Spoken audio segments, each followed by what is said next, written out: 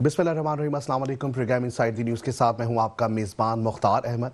याराने जहां कहते हैं कश्मीर है जन्नत, जन्नत किसी काफिर को मिली है या ना मिलेगी। 27 अक्टूबर यौम सियाह का ये दिन और आज का ये रोज़, ये कहानी मुहीत सिर्फ कुछ लम्हों की नहीं, कुछ मिनटों की नहीं, कुछ घंटों की नहीं, कुछ दिनों की, हफ्तों की, सालों की नहीं, बल्कि दिहाइयों पर मुफीद एक ऐसी दास्तान जो कि मजलूमों के लिए आज़ादी की एक दौड़ है, एक लहर है। आज हम जब बात कर रहे हैं आज़ादी के हवाले से, भारत जो कि मुसल्लत हो चुका है, जिसने कश्मीर भाइयों के हुकूक, उनकी ज़मीन और आज़ादी के लिए पे दर पे कब्जे और इसके साथ साथ अब भी अफवाज के दाखिल होने का सिलसिला जारी है, जिसकी पूरे पाकिस्तान भर के साथ साथ हम देखते हैं कि पूरी मुस्लिम उम्मा इस वक्त एक इनकलाबी सतह पर मौजूद हैं। इसी हवाले से हम इस वक्त ज्वाइन कर चुके हैं, हमारे साथ मौजूद हैं फैज़ान गुजर साहब मौजूद हैं और इस वक्त वो इंफॉर्मेशन सेक्रेटरी भी हैं, आज़ाद कश्मीर से हैं। वेलकम करेंगे अपने प्रोग्राम में। अस्सलाम वालेकुम sir.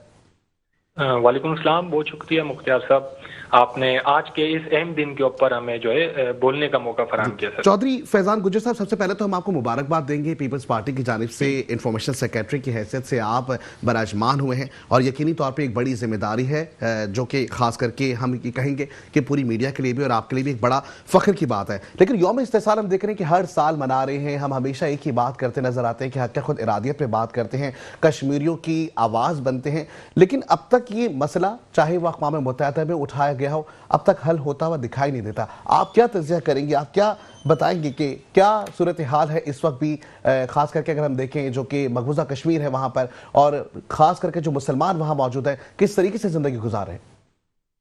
Ji, first of all तो सर आपका शुक्रिया, आपने मुबारकबाद दी। तो जैसे कि आपको सर आप पता है आज का एक बहुत अहम दिन है। इसके हम पस मंज़र पे जाते हैं, आपको मैं बताता चलूं कि मकबूजा वादी जम्मू कश्मीर, दुनिया भर में फैले हुए कश्मीरी मुसलमान और पाकिस्तानी अवाम भारतीय फौज की कश्मीर पर 27 अक्टूबर 1947 की जाजियत के खिलाफ यौम सियाह मना रहे हैं। और ये हर साल जो है मनाते हैं, ना सिर्फ पाकिस्तान बल्कि दुनिया भर में जो कश्मीरी और पाकिस्तानी मौजूद हैं वो इस दिन को जो है मनाते हैं। भारत को आज तक शर्म नहीं आई और इसका कश्मीर पर नाजायज कब्जा बरकरार है। रियासत जम्मू कश्मीर के महाराजा हरी सिंह ने अवाम की ख्वाहिशात के बरक्स 27 अक्टूबर 1947 को भारत के साथ इल्हाक किया। जबकि इल्हाक के, ये एक अहम बात आपको मैं बताता चलूं, जबकि इल्हाक के ये दस्तावेज भी जाली थे और आज तक इसका कोई मसौदा रिकॉर्ड मौजूद ही नहीं। ना ही भारत ने, आपको इल्म होगा, ना ही भारत ने इसे सलामती कौंसिल में पेश भी नहीं किया आज तक। तो ये एक अहम बात है, लेकिन जो हमारे जो हल्के हैं उनको इस चीज़ से मेरे ख्याल में बखूबी इल्म नहीं होंगे। लेकिन हम ये आपको बताते चलें कि भारत ने 27 अक्टूबर रात के अंधेरे में कश्मीर में फौजें उतार कर जबरन जो है वो कब्जा कर लिया था। सर कश्मीरियों ने, वैसे आपको एक और बात बताते चले, ये कश्मीरियों ने बगावत की और अपनी मदद आपके तहत आज़ाद कश्मीर के 4,500 मरबा मील इलाका और 29,000 मरबा मील गिलगित बल्तिस्तान जिहाद करके आज़ाद कराया था। ये जो आपको इस चीज़ का सर यकीनन इल्म होगा। ठीक। अच्छा, दूसरी जानिब, एक जानिब हम आज़ाद कश्मीर की भी बात करेंगे। ज़ाहिरी एक मकबूजा कश्मीर का मामला है जिसमें हम देखते हैं कि हक खुद इरादियत का सामने नज़र आती है, जिसमें कहा जाता है कि जी जो वहाँ की आवाम है वो खुद आज़ादी की राह के लिए इस वक्त काम भी करती हुई नज़र आ रही है। ऐसे में दूसरी जानिब आज़ाद कश्मीर की बात करें, कानून साजी की बात करें और असम्बली की बात करें, तो अब तक हम देख रहे हैं कि आज भी जो अनवारुल हक साहब है वज़ीर आज़म, अब साबिक ही कहेंगे क्योंकि ज़ाहिरी अब इस्तीफ़ा जो है वो दिया जा चुका है, सदर को भिजवाया जा चुका है। तो क्या देखते हैं अब जो पीपल्स पार्टी, क्योंकि जाहिर नंबर पूरे कर चुकी है, आने वाले वक्तों में बराजमान भी होगी, आज़ाद कश्मीर को इन फ्यूचर आप किस तरीके से देखते हैं और अब तक क्या क्या परेशानियां जिसका आवाम को सामना करना पड़ा? सर देखें, पाकिस्तान पीपल्स पार्टी जो है इस वक्त आज़ाद कश्मीर की सबसे लार्जेस्ट जमात है। इस वक्त हमारी जो अपनी जो है पीपल्स पार्टी के जो एमएलए हैं उनकी तादाद जो है 17 है। लेकिन जो हमें अदम एतमाद के लिए, जो वज़ीर आज़म के खिलाफ कामयाबी के लिए जो वोट चाहिए होते हैं वो 27 होते हैं। लेकिन अल्हम्दुलिल्लाह पीपल्स पार्टी 27 से ज़्यादा जो है मेंबर जो इस वक्त हासिल कर चुकी है। उसकी वजह ऐसी है कि जो चौधरी अनवारुल हक जो वज़ीर आज़म, इनके साथ जो लोग मौजूद थे उन्होंने भी पीपल्स पार्टी के, न सिर्फ पीपल्स पार्टी को तहरीक अदम एतमाद में हिमायत, बल्कि उन्होंने मुकम्मल तौर पर पाकिस्तान पीपल्स पार्टी में ज्वाइन कर ली है और वो हमारे उम्मीदवार की हिमायत करेंगे। और इंशाल्लाह जो है ये जो है आज जो है इंशाल्लाह आपसे कुछ घंटों बाद जो है chairman Pakistan Peoples Party Bilawal Bhutto Zardari साहब जो है वज़ीर आज़म आज़ाद कश्मीर के जो उम्मीदवार हैं उनके नाम का ऐलान भी इंशाल्लाह जो है अब से कुछ घंटों बाद करेंगे। और 1 या 2 रोज के अंदर जो है आज़ाद कश्मीर के अंदर तहरीक अदम एतमाद मुकम्मल तौर के ऊपर ये पार्लियामान में जमा करवा दी जाएगी और इसके ऊपर वोटिंग का आगाज भी जो है इंशाल्लाह 2-3 दिन के अंदर जो है ये प्रोसेस कंप्लीट कर लिया जाएगा। मैं आपको सर एक और बात से बताता चलूं, जैसे कि आपको इल्म होगा जो ज्वाइंट एक्शन कमेटी है आज़ाद कश्मीर में उन्होंने एहतजाज किया, प्रोटेस्ट किया, हुकूक के खिलाफ एहतजाज किया। इस वज़ीर आज़म के खिलाफ जब हमने देखा कि हमारी अवाम रियासत जो है वो अदम एतमाद कर सकी, इसी वजह से जो है फिर पीपल्स पार्टी ने ये सोचा कि रियासत का जो है मजबूती के खातिर अवाम की फलाह बहबूद के खातिर जो है हमने ये इकदाम उठाया। और इसलिए जो है हम 8 महीने जो है आपको इल्म होगा कि अगले साल कश्मीर के अंदर इलेक्शन है, लेकिन हम इस शॉर्ट टर्म के लिए भी इसलिए जो है हुकूमत बना रहे हैं क्योंकि इस वक्त आज़ाद कश्मीर मुकम्मल तौर पे बहरान का शिकार है। तो हम उस बहरान से निकलने के लिए जो है हम लोग इस वक्त मुत्तहिद हुए पाकिस्तान पीपल्स पार्टी, और ये पल्ला हमने जो है ना अपने सर लिया है ताकि कश्मीरी अवाम को हम रिलीफ दे सकें और कश्मीर के अंदर बेहतरी से बेहतर काम किए जा सके। इसलिए जो है ये अदम एतमाद की तरफ पाकिस्तान पीपल्स पार्टी ने अपने उम्मीदवार जो है इंशाल्लाह आज ऐलान करेंगे सर। ठीक है। अच्छा, ये जो अदम एतमाद आप लेकर आए हैं और दूसरे जानिब आप कश्मीर के साथ जो आज़ाद कश्मीर में आपकी हुकूमत बनने के लिए जा रही है, ये इत्तेहादी हुकूमत कहलाएगी या वो तमाम फॉरवर्ड ब्लॉक्स जो कि अब आपके साथ शमूलियत अख्तियार कर चुके हैं तो वो आपकी पार्टी का हिस्सा कहलाएंगे?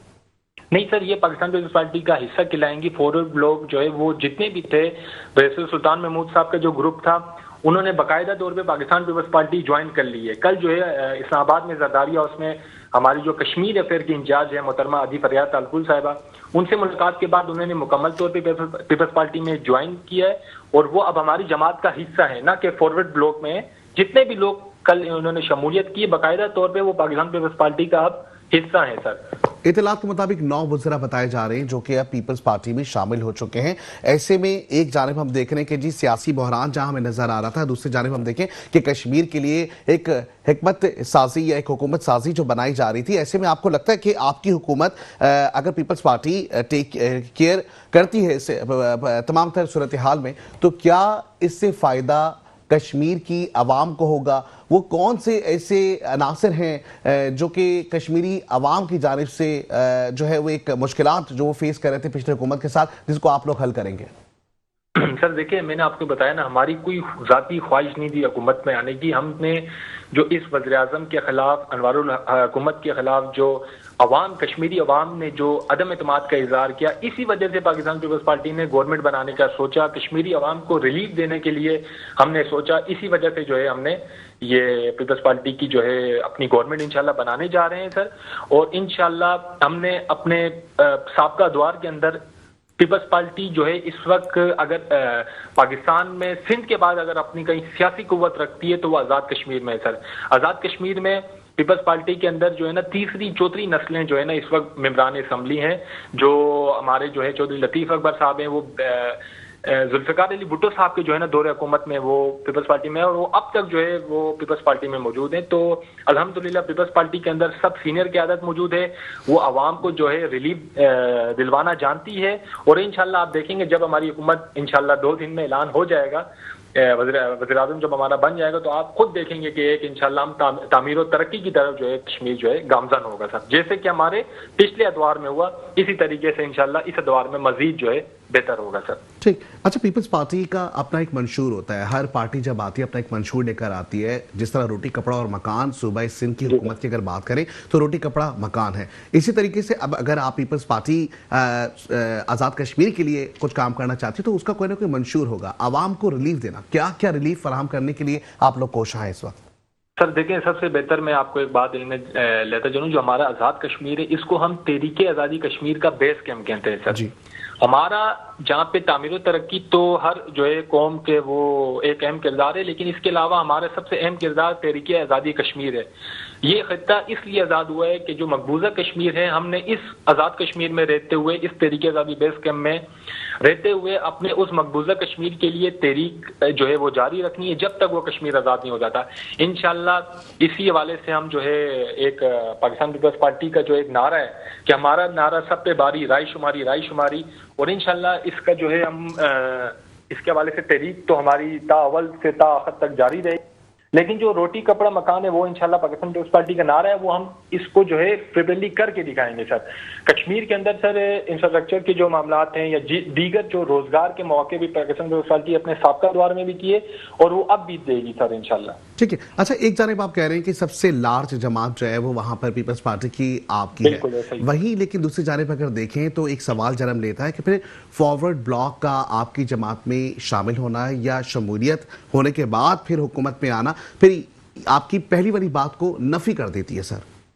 सर देखें, हमारे पास पीपल्स पार्टी के अपने जो मेंबरान हैं जो पीपल्स पार्टी के हैं वो 17 थे, लेकिन इस गवर्नमेंट जो अभी मौजूदा गवर्नमेंट थी जिसके वज़ीर मनारुल हक थे, ये भी मुकम्मल तौर पे फॉरवर्ड ब्लॉक के जो तहरीक इंसाफ के जो कुछ उम्मीदवार जो साबिक़ा दौर में तहरीक इंसाफ में थे, वो जो है वो इस गवर्नमेंट का हिस्सा बने, फॉरवर्ड ब्लॉक के तौर पर वो आए। अब उन्होंने पीपल्स पार्टी के साथ ज्वाइनिंग की है और वो इंशाल्लाह हमारे साथ जो है हमारे आइंदा इलेक्शन में पीपल्स पार्टी के टिकट से जो है वो इलेक्शन में हिस्सा लेंगे। सर सिंगल लार्जेस्ट, मैंने आपको कहा सिंगल लार्जेस्ट जो है वो हमारी सबसे ज्यादा सीटें हमारे पास है। मुस्लिम लीग नून के पास 7 नशिस्तें, 7 से 9 नशिस्तें हैं पीपल्स उनके पास, पाकिस्तान मुस्लिम लीग नून के पास, और तहरीक इंसाफ के पास सिर्फ 4 नशिस्तें हैं, और जो दीगर जितने भी है वो सिर्फ फॉरवर्ड ब्लॉक, उनकी कोई जमात नहीं है सर। तो इस हवाले से पीपल्स पार्टी लार्जेस्ट जो है इस वक्त ऐवान की जमात है, क्योंकि जो दीगर जो लोग थे वो उन्होंने फॉरवर्ड ब्लॉक में सर वो ठीक है। चौधरी फैजान गुज्जर साहब हमारे साथ ही जुड़े रहेगा, यहाँ वक्त पर ब्रेक पे जाएंगे, वापस आते हैं हमारे साथ जुड़े रहें, देखते हैं हमारे प्रोग्राम जिसका नाम Inside the News. Welcome back to the show. जैसे कि प्रोग्राम में हम बात कर रहे थे कश्मीर की आज़ादी के हवाले से, और इसके साथ साथ मकबूजा कश्मीर में जो इस वक्त जुल्म सितम का पहाड़ सरगर्म है, जहां भारतीय रियासत इस वक्त मुसल्लत हुई है, इस पर खुसूसी गुफ्तगू का सिलसिला जारी। इस वक्त हमें ज्वाइन किया है डॉक्टर राजा काशिफ जंजुआ ने, हम उनको वेलकम करेंगे, तजियाकार भी हैं। अस्सलाम वालेकुम सर। वालेकुम सलाम। राजा काशिफ जंजुआ साहब, तमाम तर सूरत हाल सबके सामने है, हम आलमी सतह पर भी देखें तो हमें हमेशा हम ये दिन मना रहे होते हैं यौम सियाह के तौर पे, लेकिन हिकमत अमली या हम देखें अमली तौर पर अगर हम इक़दाम देखें तो हमें आलमी सतह पर अक़वाम मुत्तहिदा ज़ाहिर है वहाँ पर आवाज़ उठाई जा रही होती है। आपको किस तरीके से किरदार लगता है अक़वाम मुत्तहिदा का, खास करके हम देखें 78 बरस गुजर चुके हैं लेकिन अब भी ये फैसला नहीं हो सका? बहुत शुक्रिया। और बुनियादी बात अगर मैं बात करूं कि इसको लेके भी इंडिया ही गया था वहां पे अक़वाम मुत्तहिदा में कि ये मसला है, तो अब बात ये होती है कि जब वो चले तो गए थे, उसके बाद वो खुद पीछे हट गए उससे, और अब सवाल ये पता होता है कि मुस्तकबिल में फिर क्या होगा जी। और फिर इंडिया ने जो आर्टिकल 270 वगैरह खत्म किए, और उसका नतीजा भी हमारे सामने ही है कि लद्दाख के हालात देख लें कि क्या हैं, वहां का कल तक का जो हीरो था वो आज जीरो है, और बहुत सारी चीजें लोग मकामी लोग अब वहां राइट्स मांग रहे हैं और वो शायद ये देने को तैयार नहीं है।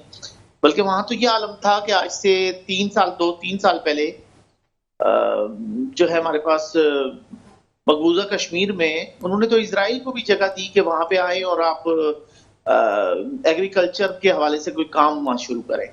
ये कोई 2-3 साल पहले की बात है और इस पे बाकायदा वहां ये इशू उठा। तो अब सवाल ये पैदा होता है कि वहां मकामी लोगों के अलावा वो हर जगह को दे रहे हैं, तो कश्मीर तो बुनियादी तौर पे कायदे-ए-आज़म के मुताबिक भी पाकिस्तान की बुनियादी शहर है और हमें इसके लिए स्टैंड लेना चाहिए। तो सर कोई हमें लगता है कि मजबूरी तौर पर पाकिस्तान की जानिब से अक़वाम मुत्तहिदा के लिए आवाज़ उठाई जाती है आलमी सतह पर, हिकमत अमली अब भी हमें नजर आती है थोड़ी सी कमजोर है, आप इसको किस तरीके से देखते हैं? जी जी, क्या चीज कही मैं सुनने से? सर हुकूमत पाकिस्तान की बात करें तो हम अक़वाम मुत्तहिदा आलमी सतह पर जाते हैं, हम जाके बातचीत करते हैं, हम डायलॉग के जरिए भी मसाइल हल करना चाहते हैं। आपको लगता है कि डायलॉग के जरिए मसाइल हल हो जाएंगे?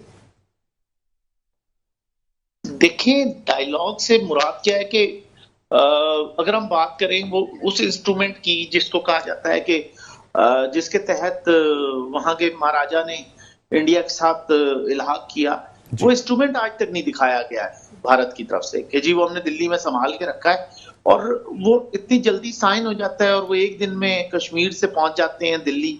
तो ये बड़ा अचंभे की बात थी और बड़ा सवालिया निशान है पूरे उस इंस्ट्रूमेंट के ऊपर कि अगर इंडिया उसको समझता है कि वैसा हुआ है तो उसको सामने लाना चाहिए, लेकिन वो ऐसी कोई इंस्ट्रूमेंट, ऐसी कोई दस्तावेज जिसपे महाराजा के साइन है या वो जो भी चीजें हैं, वो जाहिर नहीं की जाती।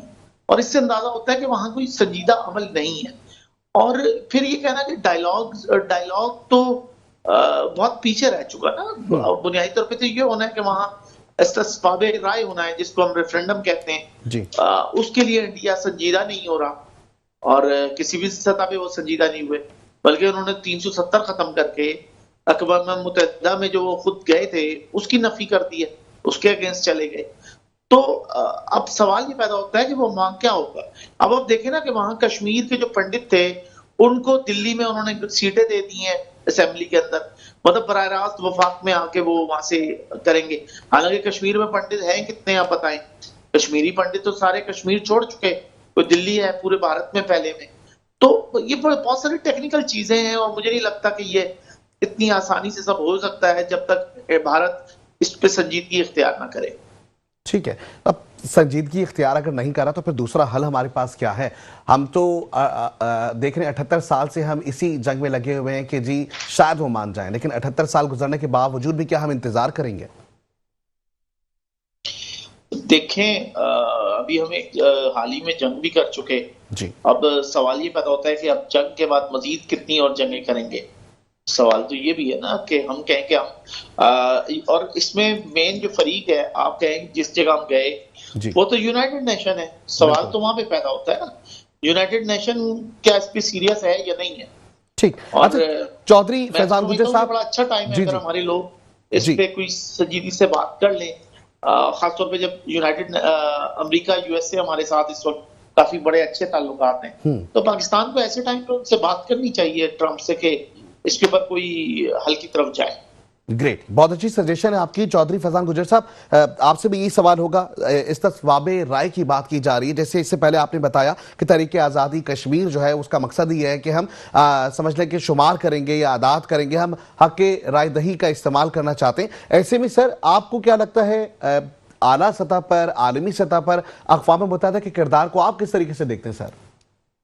जब मोहतरमा बेनज़ीर भुट्टो साहिबा जब वज़ीर-ए-आज़म बनी तो उन्होंने श्रीनगर से 5 से 6 साल मीर उमर वाइस को सर वहां से उनका हाथ पकड़ के उनको अक़वाम मुत्तहिदा की असम्बली में बुलाया और उनको पूरी आलमी दुनिया को ये पैगाम दिया कि ये कश्मीरी नौजवान है और ये कश्मीर का जो है मुकदमा लड़ेगा। तो सर हमारी जमात का तो अव्वल से आखिर तक यही ऐलान है। और जो आप मुजफ्फराबाद की आप स्पीच उठा के देख लें शहीद जुल्फ़िकार अली भुट्टो की, तो उन्होंने क्या कहा, कश्मीर का फैसला ना इस्लामाबाद में होगा ना श्रीनगर में होगा, वो ना दिल्ली में होगा बल्कि श्रीनगर में होगा या मुजफ्फराबाद में होगा। और इसी तरीके से उन्होंने ये कहा कि मैं कश्मीर में के मामले में जो है वो ख्वाब में भी जो है गलती नहीं कर सकते सर। तो अल्हम्दुलिल्लाह हमारी जमात का वाज़ेह मौक़िफ़ है। जब chairman Pakistan Peoples Party Bilawal Bhutto Zardari साहब जो है वो वज़ीर ख़ारजा बने तो उन्होंने जो है पूरी दुनिया भर के अंदर जो है मसले कश्मीर को जिस तरीके से उजागर किया वो मेरे ख्याल में आज तक ऐसा नहीं हुआ जैसे उन्होंने किया। तो अल्हम्दुलिल्लाह हमारी जमात अब आज़ाद कश्मीर में जो है वो अपनी हुकूमत बनाने जा रही है और हमारा एक ही मौक़िफ़ है सर, हम तहरीक आज़ादी कश्मीर के लिए अपनी बेहतरीन जो है खिदमात जो है इंशाल्लाह फराहम करेंगे और इस मसले को जो है बेहतरीन तरीके से उजागर करेंगे और इसके हल के लिए इंशाल्लाह मजीद इक़दाम उठाएंगे सर। ठीक है, चौधरी फैजान गुज्जर साहब बहुत शुक्रिया, आप हमारे साथ मौजूद थे, आपका मौक़िफ़ सामने आ गया। डॉक्टर राजा इस वक्त हमारे साथ मौजूद है। काशिफ साहब, बहुत से सवालात जिसे हम लेते हैं, इकोनॉमिकल कंडीशन हम पूरे पाकिस्तान की देख लें, हम बात करें कि जी हम आज़ाद कश्मीर में होते हुए हम चाहते हैं कि जी हम अब जो मकबूजा कश्मीर है वो उस एक रियासत के तौर पे उसको देख सकते हैं या उसे पाकिस्तान का हिस्सा बनना होगा। सर पाकिस्तान का हिस्सा अगर बनता है तो हमें नहीं लगता कि हमारे पास वैसे ही हम इतने प्रॉब्लम्स फेस कर रहे हैं, आम आवाम को रिलीफ हम तक अभी हुकूमत नहीं पहुंचा सकी है। ऐसे में क्या फैसला होना चाहिए? देखें, कश्मीर के मामलात अगर देखे जाएं कश्मीरियों के, तो वो तो 70 साल से आप देखें ना कि मुजफ्फराबाद से लोग इस्लामाबाद ज्यादा आसानी से आते हैं, ये ज्यादा करीब पड़ता है दिल्ली की निस्बत। वो उनके साथ तो उनके पैसे भी नहीं बनते। और अगर हम बात करें पाकिस्तान की और इस्लामाबाद की, तो आपको कश्मीरी पूरे पाकिस्तान में मिलते हैं और बड़े अच्छे ओहदों पे, सरकारी ओहदों पे और कारोबार करते हुए मिलते हैं। तो इसका मतलब है कश्मीरी तो यहाँ पे हिस्सा बन चुके हैं ना यहाँ की जमीन का। और उनको कोई मसाइल भी नहीं है, वो जबान भी उनकी वही है, हिंद को पंजाबी बोलते हुए। ये पंजाब का, ये जो कश्मीर के पास हमारे पास जो हिस्सा है, ये कल्चरली तो सारा वही जबान बोल रहा है ना। ये पंजाबी की डायलेक्ट्स या मुख्तलिफ जो लहजे हैं, हिंद को वगैरह और सारे पहाड़ी, वो सब बोली जा रही हैं, तो इनके लिए कोई मसला नहीं है। तो और वो यूं कहे समाजी तौर पे भी रचे बसे हुए हैं। और अभी हाल ही में कश्मीर में जो तहरीकें भी चलती रही, और वहां कश्मीरियों ने तो बड़ी अपने हुकूक की जंग लड़ रहे हैं वो लोग। तो वो ये चीज समझने लगे हैं कि हमें क्या चीज चाहिए, हमें क्या नहीं चाहिए, और आने वाले वक्तों में ये चीज मजीद बेहतर होगी। ठीक। अच्छा, दूसरी जानिब आज़ाद कश्मीर की अगर हम बात करें, आज़ाद कश्मीर में हम देख रहे हैं कि अब इलेक्शंस के मामला सामने आ रहे हैं। ऐसे में पीपल्स पार्टी की जमात जो है वो भरपूर तरीके से अब सामने आई है। वो एक अलग बात है कि ज़ाहिर है कि साथ साथ हमने देखा कि फॉरवर्ड ब्लॉक को भी शामिल किया गया और उसके साथ एक तंजीमी ढांचा देकर अब इस चीज़ को आगे प्रमोट किया जा रहा है, क्योंकि अगले साल तक देख रहे हैं कि इलेक्शन आ जाएंगे। तो सर, पीपल्स पार्टी अभी तक नून लीग हमने देखा कि बराजमान होती नजर आई, अब नून लीग खुद ये कहती है कि जी हम जो है वो अपोजिशन में बैठेंगे। तो सर, क्या ये मामलात, कुर्सी की मामलात ऐसे ही हैं कि एक आ रहा है और एक जा रहा है, या असल जो वजह है या असल जो हकायक है वो ये है कि अवाम की खिदमत करना है? देखिए, बुनियादी तौर पर अगर बात की जाए नून लीग की, तो अभी भी आप देखें केपी के अंदर जो है सूबा सरहद, पता नहीं नया नाम हो, मुझे तो याद भी नहीं रहता अक्सर, तो वहां पे ये चीजें हुई कि इलेक्शन में नून लीग किसी भी जगह पार्टी नहीं बनी। पीपल्स पार्टी की ख्वाहिशात थी, जिसमें उनके गवर्नर ने कोशिश की कुछ चीजें हों, लेकिन उनको फिर आगे पता चला कि ये चीजें आसान नहीं है, और फिर किसी ने हाथ भी नहीं थामा उनका। तो रह गई ये कि कश्मीर की हुकूमत, कश्मीर में तो आपके सामने जिसकी मरकज में हुकूमत होती है वहां आ जाती है, और नून लीग का इस वक्त अपनी तवज्जो ये है कि वो अपनी साख को बेहतर करें, अपनी गुडविल बेहतर करें, और पंजाब में जिस तरह वो तरक्याती काम करा रहे हैं, और फेडरल गवर्नमेंट में आप देखें कि अभी इंडिया पाकिस्तान वॉर हुई, वो भी नून लीग की गवर्नमेंट थी, एटमी धमाके हुए, वो भी नून लीग की गवर्नमेंट थी। और अगर हम बात करें, मुस्लिम लीग तो बुनियादी तौर पर पाकिस्तान की फाउंडर पार्टी है ना, तो इसलिए मुस्लिम लीग का जो भी दड़ा मरकज इख्तिदार में होगा, अब हम उसको नून लीग कह रहे हैं, लेकिन मुस्लिम लीग बुनियादी तौर पे पाकिस्तान को तरक्याती रास्ते पे लेके चलने वाली वही हमेशा से रही है। लेकिन नून लीग का जो अभी मौक़िफ़ सामने आया, देख लें, वो ये काम करते हैं। जी राजा काशिफ साहब, अभी जो नून लीग का मौक़िफ़ सामने आया, जो वो कहते हैं कि हम अपोजिशन में बैठ जाएंगे, हमारे नंबर पूरे नहीं, वो तो इस चीज की तरफ हमें निशानदेही करवा रहे हैं कि शायद कश्मीर में जो उनकी हुकूमत है वो चलती हुई नाकाम हो गई है। देखिए, अव्वल ये कि नून लीग कश्मीर में, आप मुझे बताएं, कश्मीर में हुकूमत आप ले भी लें तो क्या कर लेंगे? ये पीपल्स पार्टी की ख्वाहिश है ना कि वो पीपल्स पार्टी जिस तरह पंजाब से आउट हुई, वो बाकी जगह बैसाखियों के जरिए अपनी जगह बना रही है। अब पीपल्स पार्टी की ख्वाहिश होती है कि पंजाब में हम सूबे बना लें, लेकिन जैसे ही कहा जाता है कि सिंध में कराची और हैदराबाद को सूबा बना दिया जाए, तो वो लड़ने पे आ जाते हैं। उनके चेयरमैन का भी पिछले दिनों बयान था कि जी कराची और अंदरूनी सिंध का क्या होता है। अब मुझे बताएं, अंदरूनी सिंध का लफ्ज जो है, आज से तो नहीं, मैं तो कराची जब था 40 साल पहले भी हम सुनते थे कराची और इंटीरियर सिंध, फर्क होता था, दही सिंध आप उसको कह ले बेसिकली। तो अब मसला ये कि वो कराची में सूबा बनाने को तैयार नहीं है कराची को, लेकिन पंजाब में चाहते हैं कि सूबा बन जाए। तो अब तो इस पे खुल के बातें होती है ना कि पीपल्स पार्टी अगर वफाकी पार्टी बनना चाहती है और अपने आप को चाहती है कि वो मरकजी धारे में रहे, तो उसको सबसे पहले सिंध में सूबे बनाने होंगे। सिंध असेंबली में कल उनको चाहिए करारदाद पेश करें और मरकज में लाएं कि कराची को हम सूबा बना रहे हैं, कराची के हालात बेहतर होंगे। वैसे भी कराची में अगर उनको लगता है कि उनका होल्ड है, तो सूबे में उन्हीं का वजीर आला होगा ना। तो पंजाब में वो सूबा बनाने क्यों चलते हैं? या पंजाब में field marshal general Syed Asim Munir की जानिब से भी 27 अमेंडमेंट के हवाले से बात हुई थी, सूबों की तकसीम के हवाले से किया गया था। आप किस तरीके से समझते हैं कि जो गवर्नेंस है, बेसिकली हम देखते हैं कि जी इतने बड़े बड़े एरियल वाइज देखें या आप जिम्मेदारियां देखें, इतनी ज़्यादा हैं कि एक सूबा सिंध का अगर पूरी बात करें तो कराची में आपने तमाम डिवीजन या तमाम हेडक्वार्टर्स आपके कराची में बने हुए, राजनपुर से के बराबर में जो शख्स है वो कराची आता है अपने इंसाफ के लिए या अपने किसी भी तकाजे को पूरा करने के लिए। तो सर, जरूरी नहीं है कि गवर्नेंस के तौर पे कि ताकि गुड गवर्नेंस हो और रिस्पांसिबिलिटीज जब डिस्ट्रीब्यूट हो जाए, तो सही नहीं है कि सूबे बना लिए जाएं?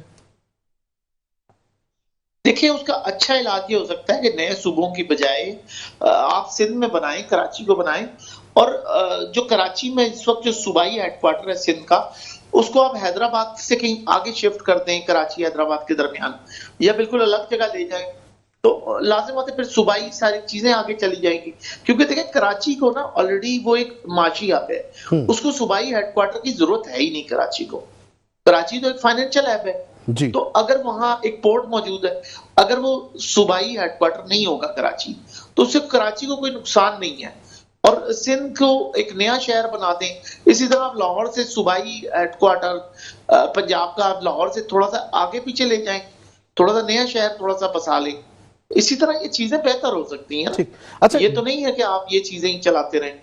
ठीक। अच्छा, दूसरी जानिब गवर्नर खैबर पख्तूनख्वा फैसल करीम कुंडी का कहना है कि हमने अपनी मतलूबा तादाद भी पूरी कर ली है, बहुत जल्द कश्मीर में अब एक हुकूमत भी बनाएंगे। मीडिया से गुफ्तगू में उनका यह भी कहना था कि पाकिस्तान पीपल्स पार्टी कश्मीर में हुकूमत बनाने की पोजीशन में है, हमने अपनी तादाद पूरी कर ली और बहुत जल्द हम कश्मीर में अपनी हुकूमत बना रहे हैं। लेकिन दूसरी जानिब तलाल चौधरी का कहना है कि मौजूदा वजीर आजम आज़ाद जम्मू कश्मीर चौधरी अनवारुल हक जो है वो सिर्फ बातें करते हैं मगर कारकर्दगी उनकी सिफर है। अब वक्त आ गया है कि वो फैसला कर लें। उनका यह भी कहना था कि मुस्लिम लीग नून को चौधरी अनवारुल हक की हिमायत से बदनामी के सिवा कुछ हासिल नहीं हुआ। सर, कौन सी बदनामी की बात कर रहे हैं? अनवारुल हक अगर नून लीग से मुंसलिक हैं तो इसमें बदनामी की कौन सी बात आ गई? देखिए नून लीग आप जानते हैं, पूरा पाकिस्तान जानता है, वो बेसिकली प्रोग्रेस पे यकीन रखिए, तरक्याती कामों पे। नून लीग की जब आप बात करेंगे ना मुस्लिम लीग की, तो मुस्लिम लीग नून एक ऐसी ब्रांड है जो तरक्याती कामों के साथ जुड़ी हुई है और ये एक फैक्ट है। अगर वो तरक्याती काम उनको लगता है कि कश्मीर में उस तरह चीजें नहीं हो सकती, तो इसका मतलब है कि वो फिर पीपल्स पार्टी को ये हुकूमत दे देनी चाहिए।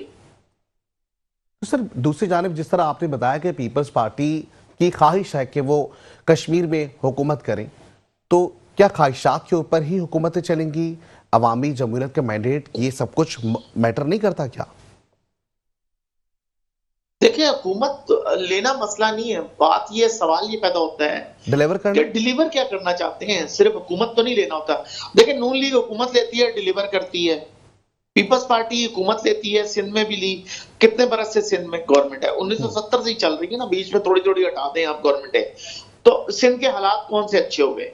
तो सर, अच्छा, कुछ हम लगता है, देखिए पीपल्स पार्टी को भी तो सिंध में गवर्नमेंट दी जाती है ना, ऐसी बात तो नहीं है कि उनको सब कुछ मेरिट पे ही मिल रहा होगा। तो काम करें ना। देखिए लाड़काना में आज से 20 साल पहले, अब मुझे मौजूदा नहीं पता, तो लाड़काना में तो HIV एड्स के मरीज बहुत ज्यादा हुआ करते थे।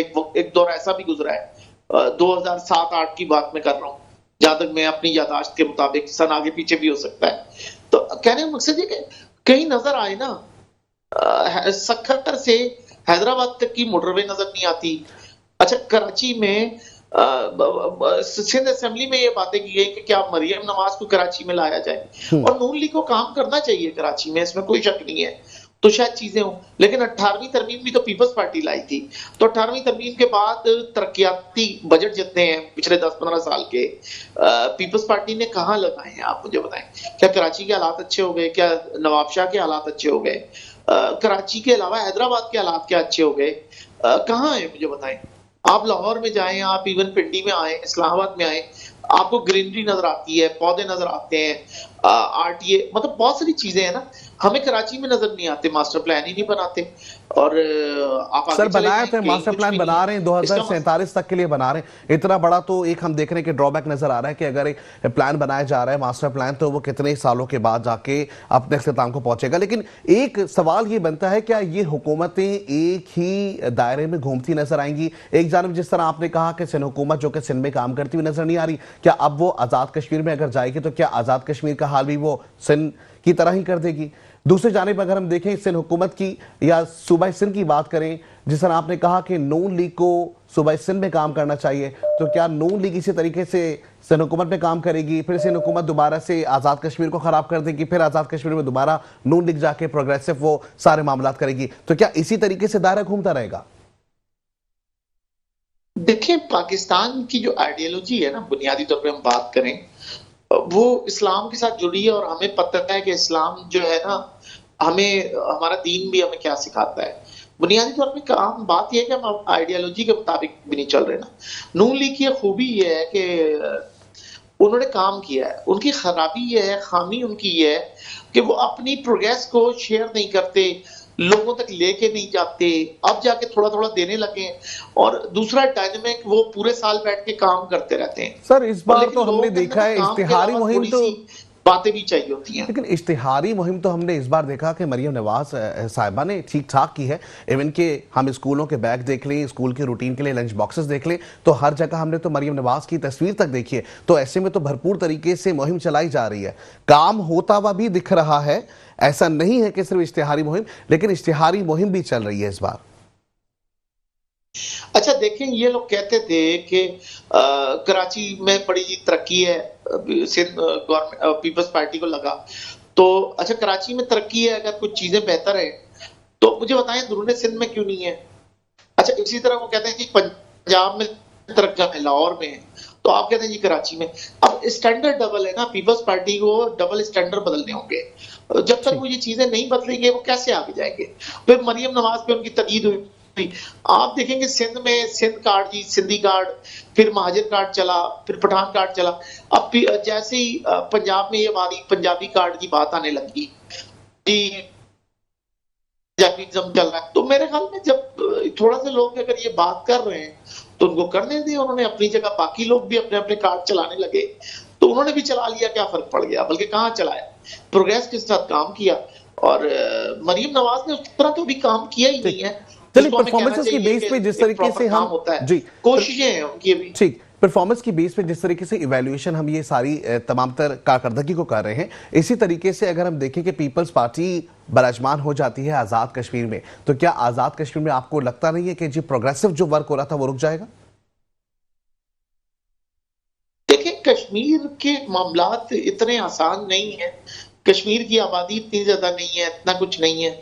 वहां के लोगों ने अपनी लोकल मूवमेंट्स के जरिए बहुत सारी चीजें बेहतर की हैं अपने लिए। अच्छा, पाकिस्तान के लिए एक बेहतर चीज ये हो सकती है, अगर ऐसा हो गया, 40 साल में तो नहीं हो सका कि हम अफगानियों को निकाल सकें। आप सोचेंगे अफगानी आपकी अस्पतालों में भी फ्री में इलाज कराते हैं, पानी वो आपका इस्तेमाल करते हैं पीने के लिए, जेर इस्तेमाल उनका होता है। इसी तरह हेल्थ की फैसिलिटी है, आटा है, दालें हैं, सब वो यही इस्तेमाल कर रहे हैं ना। दूसरी तरफ एक तरफ कहा जाता है कि जी अफगानिस्तान तरक्की कर रहा है। अगर तरक्की कर रहा है तो इन सबको वहां चले जाना चाहिए। अच्छा, ये वहां जाना भी नहीं चाहते, ईरान से लोगों को निकाला जा रहा है। मैं निजी इंटरनेशनल एक इदारे की रिपोर्ट देख रहा था, तो फिर बात यह है कि ईरान और दुनिया के यूरोप भी उनसे तंग है। आपने देखा कि यूरोप में भी अब ये चीजें आ रही है ना। अभी हाल ही में एक बॉर्डर फ्री होने चाहिए, इसकी एक कॉन्गो में कहा अफ्रीका के अंदर एक खातून का सर कलम कर दिया गया है। वो वहां गई थी एक यूरोपियन खातून। तो कहने का मकसद मसाइल होने, एलन मस्क का मैं देख रहा था, उसके ऊपर एक कमेंट था। तो बहुत सारी चीजें हो रही है ना, अब दुनिया में ये तय हो रहा है। इंग्लैंड में भी तो मूवमेंट हुई ना कि लोगों को जगह दें। तो यूरोप से तो कल हमें निकाला जाता है, अगर नाटो से अमेरिका हाथ पीछे कर रहा है जिस तरीके से, तो ऐसा लगता है कि पाकिस्तान के अलावा जगह कहीं नहीं बचेगी पाकिस्तानियों के लिए आने वाले दिनों में। सर, तो हमें आपने कहा अफगानियों को नहीं निकालेंगे तो जो हमारे हालात हैं वो इससे भी बदतर होंगे। और माजरत के साथ पीपल्स पार्टी या नून लीग या जो भी एमक्यूएम या जो भी पार्टी है उसमें संजीदा है ही नहीं। असेंबलियों से कोई करारदाद नहीं आ रही, कोई संजीदा अमल नहीं हो रहा। जाली शनाख्ती कार्ड खत्म नहीं किए जा रहे, पासपोर्ट जाली खत्म नहीं किए जा रहे। सिर्फ हमने बातें की हैं कि जी हम इनको निकालेंगे, अभी तक हमने किसी को कोई नहीं निकाला। ठीक ठीक ठीक, अफगानियों की इनखला का मामला भी सामने आ रहे हैं। हमारे साथ जुड़े रहेगा डॉक्टर राजा काशिफ साहब। यहाँ वक्त हुआ ब्रेक का, ब्रेक पे जाएंगे वापस आते हैं, हमारे से जुड़े रहे, देखते रहे हमारा प्रोग्राम जिसका नाम Inside the News. Welcome back to the show. जैसे कि प्रोग्राम में बात हो रही है आज़ाद कश्मीर में होने वाले इलेक्शंस के हवाले से, वहीं दूसरी जानिब मकबूजा कश्मीर के हवाले से भी बातचीत का सिलसिला जारी है। इस वक्त डॉक्टर राजा काशिफ जजुआ साहब हमारे साथ मौजूद हैं, तजियाकार भी हैं। सर, अफगानियों की इनकलाब की हम बात कर रहे थे और हमने यही देखा कि बेस्ट पॉसिबिलिटीज़ क्या ऐसी हैं कि जिस तरीके से पाकिस्तान से अफगानियों का इनकला हो जाता है, तो क्या मुकम्मल तौर पर सेफ जोन में आ जाएंगे? क्या मईशत हमारी बेहतर हो जाएगी?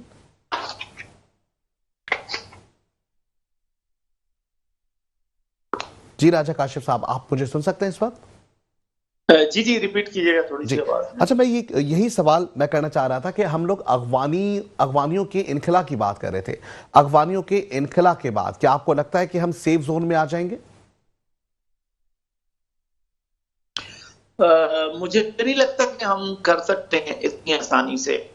बहुत बड़ी चीज है कि जो 40 साल में बच्चे पैदा हो गए, और आप ये देखें कि उनके फैमिली ट्री में जिस तरह नाम डाले गए हैं, उन सबको तो एक इसके लिए भी आपको एक बड़ा ऑपरेशन करना पड़ेगा, और हमने नहीं करना।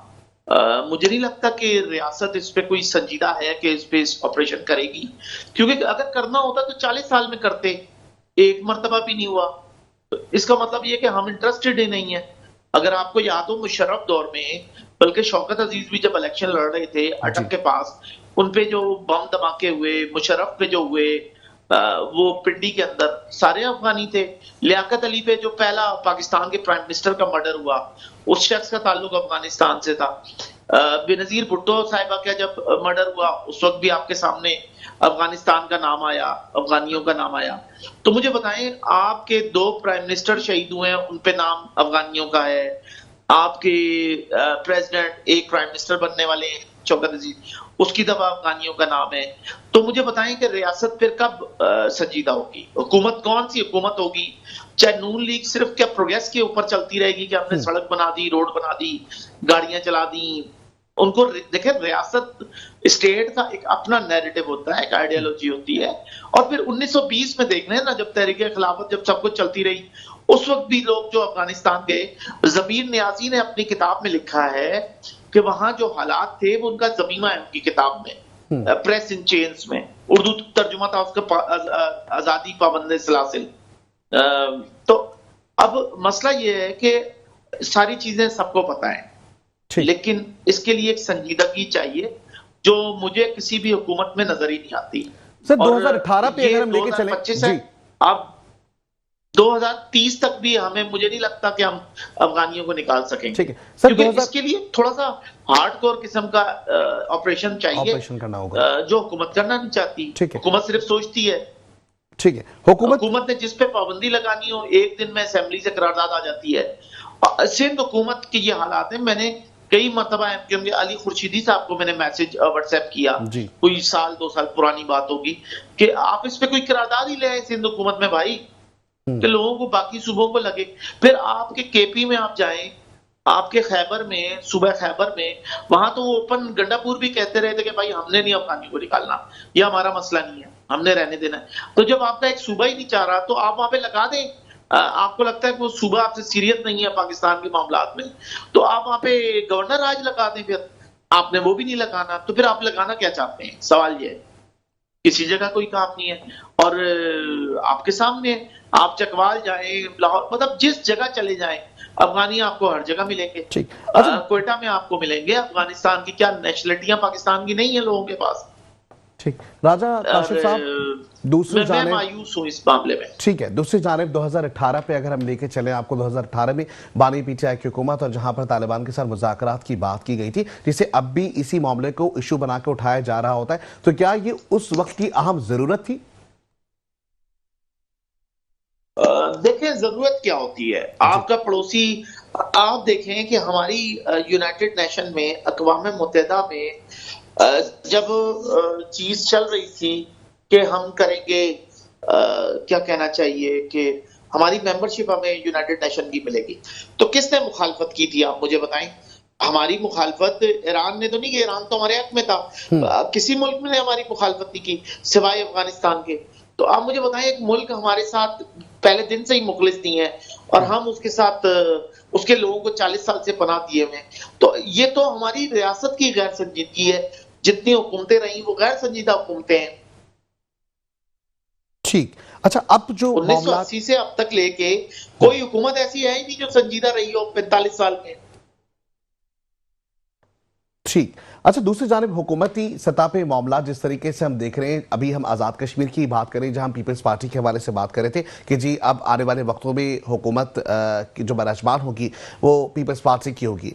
ऐसे ही अगर हम अब मकबूजा कश्मीर की बात करें, श्रीनगर की बात करें, तो क्या वहां पर भी अगर हम देखें जोर जबरदस्ती करके ही कुछ हासिल होगा जिस तरीके से हम देख रहे हैं, या एक जंग छिड़ेगी? क्योंकि हमें डायलॉग के जरिए मामलात हल होते हुए नजर तो नहीं आ रहे। देखिए हम जहाँ तक आ गए हैं कुछ चीज़ें मुझे लगता है कि देखिए जहाँ डिप्लोमेसी का फेलियर होता है ना, diplomacy track 1 diplomacy track 2 diplomacy जो होती है, अब मसला ये कि ना ट्रैक 1 हो रही है, ना ट्रैक 2 हो रही है, कौन-सी डिप्लोमेसी हो रही है, ये बड़ी इम्पोर्टेंट बात है।